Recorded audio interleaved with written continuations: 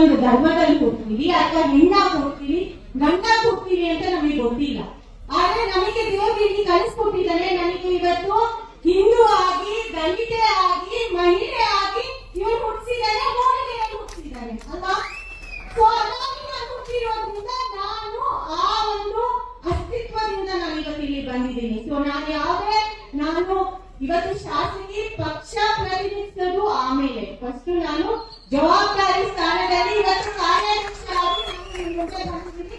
So ಯಾರಿಗೂ ಈ ಪ್ರಶ್ನೆ ಮೂಡಬಾರ್ದು, ಯಾವ ಪಕ್ಷದವರಿಗೂ ಮೂಡಬಾರ್ದು. ನಾಳೆ ನಾನು ಬಿಜೆಪಿ ಬರ್ತೀನೋ, ಕಾಂಗ್ರೆಸ್ ಅಲ್ಲಿ ಉಳಿತೀನೋ, ಅಥವಾ SDPI ಹೋಗ್ತೀನೋ, ಅಥವಾ BSP ಹೋಗ್ತೀನೋ, ಆ ಪ್ರಶ್ನೆಗೆ ಉತ್ತರ ಇನ್ನು 3 ವರ್ಷ ಕಾರಣ, ಅದಾದ್ಮೇಲೆ ನೋಡೋಣ. ಬಟ್ ಆದ್ರೆ ಇವತ್ತು ನಾನು ಕಾಂಗ್ರೆಸ್ ಪಕ್ಷದ ಶಾಸಕಿಯಾಗಿ ಇವತ್ತು ನಾನು ಇಲ್ಲಿ ನಿಂತಿದ್ದೇನೆ. ಸೊ ಅದನ್ನ ನಾನು ಗುರುತಿಸ್ಕೊಂಡೇ ಬೇಕಾಗುತ್ತೆ. ಬಟ್ ಎಷ್ಟು ನಾನು ಕಾಂಗ್ರೆಸ್ ಪಕ್ಷದ ಶಾಸಕಿ, ಅದ್ರ ಜೊತೆ ನನಗೆ ಸಾಕಷ್ಟು ಅಸ್ತಿತ್ವಗಳು ಕೂಡ ಇದೆ. ಅದನ್ನೆಲ್ಲ ಸೇರ್ಕೊಂಡು ನಾನು ಇವತ್ತು ನಾಯನ ಮೋಟಮ ಆಗಿದ್ದೀನಿ.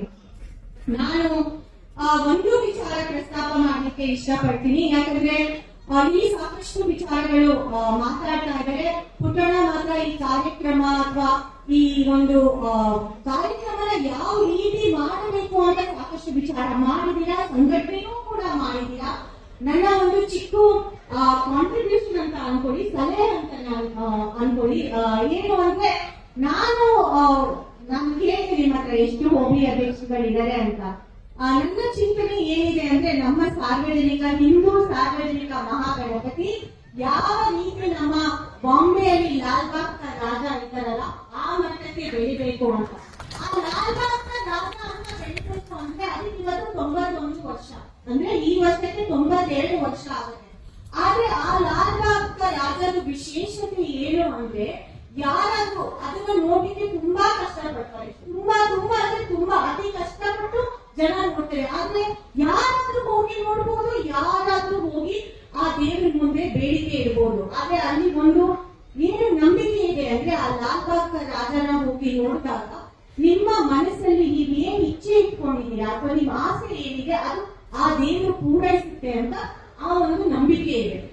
ಆ ಒಂದು ಪದವಿ ಅಥವಾ ಆ ಒಂದು ಎತ್ತರಕ್ಕೆ ನಮ್ಮ ಮಹಾಗಣಪತಿನೂ ಕೂಡ ಬೆಳಿಬೇಕು ಅಂತ ಆಸೆ ಇಟ್ಕೊಂಡು, ನನ್ನ ವಿಚಾರ ಏನಿದೆ ಅಂದ್ರೆ, ನಿಮ್ಮ ಈ ಒಂದು ಸಂಘಟನೆಯಲ್ಲಿ ನೀವು 5 ಜನನ ಆಯ್ಕೆ ಮಾಡಿ, ನಾನು ನನ್ನ ಖರ್ಚು ಹಾಕಿ ನಾನು 5 ಜನನ ಬಾಂಬೆಗೆ ಲಾಲ್ಬಾಗ್ ರಾಜನ ನೋಡ್ಲಿಕ್ಕೆ ಕಳಿಸ್ಕೊಡ್ತೀನಿ. 5 ಜನಕ್ಕೆ ಸೈಕಲ್ ವ್ಯವಸ್ಥೆ, 5 ಜನನ ಇಂಗ್ಲಿಷ್ ವ್ಯವಸ್ಥೆ.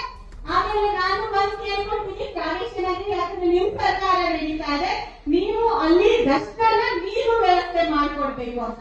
ಇಷ್ಟು ವ್ಯವಸ್ಥೆಗೆ ನಾವು ಮಾಡ್ಕೊಡ್ತೀವಿ. ಯಾಕಂದ್ರೆ ನಮಗೆ ಅರ್ಥ ಆಗ್ಬೇಕು, ಅರ್ಥಪೂರ್ಣವಾಗಿ ನಾವು ಗಣಪತಿಯ ಸಂಭ್ರಮಾಚರಣೆ ಮಾಡ್ಬೇಕು, ಎಲ್ಲರೂ ಕೂಡಿಸ್ಬೇಕು. ಇಲ್ಲಿ ಎಲ್ಲ ಭಕ್ತಾದಿಗಳು ಯಾರಿಗೆ ನಂಬಿಕೆ ಇದೆ, ಯಾವ ಜಾತಿ, ಯಾವ ಧರ್ಮ, ಯಾವ ಮತ, ಯಾವ ಪಕ್ಷ ಅಂತ ಬೇಡ, ಪ್ರತಿ ಒಬ್ಬರಿಗೂ ಈ ಸಾರ್ವಜನಿಕ ಗಣಪತಿ ಸೇರ್ಬೇಕಾಗುತ್ತೆ.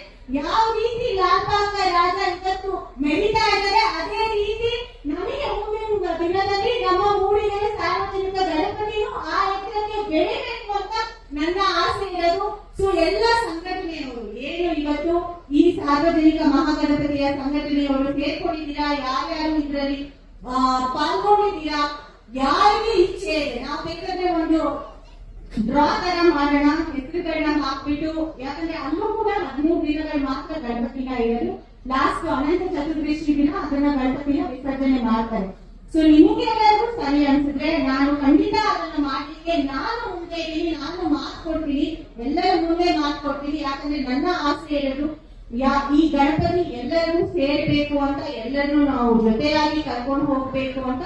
ಮತ್ತೆ ನಾನು ನಿಮಗೆ ಧನ್ಯವಾದಗಳನ್ನು ಸಲ್ಲಿಸಲಿಕ್ಕೆ ಬಯಸ್ತೀನಿ. ಯಾಕಂದ್ರೆ ಇವತ್ತು ನೀವೇನು ಧ್ವಜಸ್ತಂಭ ಅಲ್ಲ, ಧ್ವಜಸ್ತಂಭನ ಇವತ್ತು ಗುಡಿ ಪೂಜೆ ಮಾಡ್ಬೇಕು ಅಂತ ಇದ್ರೆ, ಅದೇ ಕಾನೂನಿನ ಚೌಕಟ್ಟಲ್ಲಿ ಮಾಡ್ಬೇಕು ಅಂತ ಏನು ಒಂದು ವಿಚಾರ ಮಾಡಿದೀರಾ, ಅದಕ್ಕೆ ನಾನು ನಿಮಗೆ ಧನ್ಯವಾದಗಳನ್ನ, ಅಭಿನಂದನೆಗಳನ್ನ ಸಲ್ಲಿಸ್ತೀನಿ. ಯಾಕಂದ್ರೆ ಅದೇ ರೀತಿ ಇತ್ತೀಚಿನ ದಿನಗಳಲ್ಲಿ ನಾವು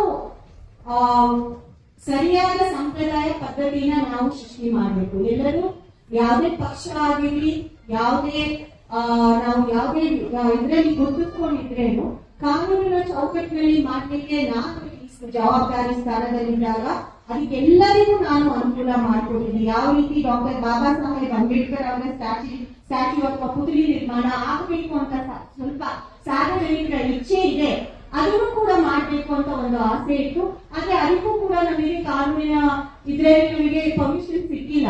ಅದೇ ರೀತಿ ಎಲ್ಲರಿಗೂ ಹಂತ ಹಂತದಲ್ಲಿ ಖಂಡಿತ ಎಲ್ಲಾ ವಿಚಾರಗಳಲ್ಲೂ ನಾನು ಎಲ್ಲರ ಜೊತೆ ಇರ್ತೀನಿ. ನಾನು ಶಾಸಕಿಯಾಗಿ ಯಾವುದು ಪಕ್ಷ ಭೇದ ಯಾವತ್ತೂ ಮಾಡಿಲ್ಲ.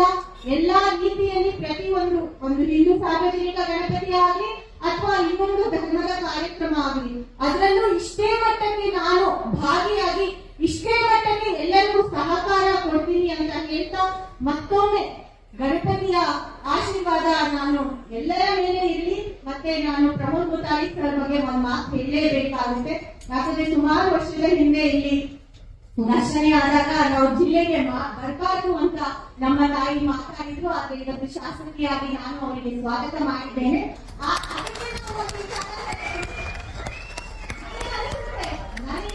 ನನ್ನ ಭವಿಷ್ಯ ಹಾಗಾದ್ರೆ ತುಂಬಾ ಚೆನ್ನಾಗಿದೆ ಅಂತ ನಿಮ್ಮೆಲ್ಲರ ಸಹಕಾರ ನನಗೆ ಮುಂದಿನ ದಿನಗಳಲ್ಲಿ ಸಿಗುತ್ತೆ ಅಂತ. ಯಾಕಂದ್ರೆ ಅದು ನನ್ನಲ್ಲಿರುವ ವಿಶಾಲ ಮನೋಭಾವನೆ ಅಂತ ನಾನು ಅನ್ಕೊಳ್ತೀನಿ. ನಾನು ರಾಜಕೀಯ ಮಾಡ್ಲಿಕ್ಕೆ ಬಂದಿರ್ಬೋದು, ಆದ್ರೆ ಆ ರಾಜಕೀಯನ ವಿಭಿನ್ನವಾಗಿ ಮಾಡ್ತೀನಿ ಅಂತ ನನಗೆ ಆ ದೇವರ ಆಶೀರ್ವಾದ, ಈ ಗಣಪತಿಯ ಆಶೀರ್ವಾದ ಇದೆ ಅಂತ ನಾನು ಪ್ರತಿ ವರ್ಷ ನಾನು ದೇವರನ್ನ ಗಣಪತಿಯನ್ನ ಪ್ರಾರ್ಥನೆ ಮಾಡೋದು ಏನು ಅಂದ್ರೆ ನಮ್ಮ ಕ್ಷೇತ್ರದ ಜನರಿಗೆ ಒಳ್ಳೆದಾಗ್ಲಿ, ಒಳ್ಳೆ ಮಳೆ ಬೆಳೆ ಅಭಿವೃದ್ಧಿ ಜನರ ಆರೋಗ್ಯ ಆ ಗಣಪತಿ ಸದಾಕಾಲ ಕಾಪಾಡಿ ಅಂತ ಹೇಳ್ತಾ ನನ್ನ ಮಾತಿಗೆ ವಿರಾಮವನ್ನು ಹೇಳ್ತೀನಿ. ಧನ್ಯವಾದಗಳು.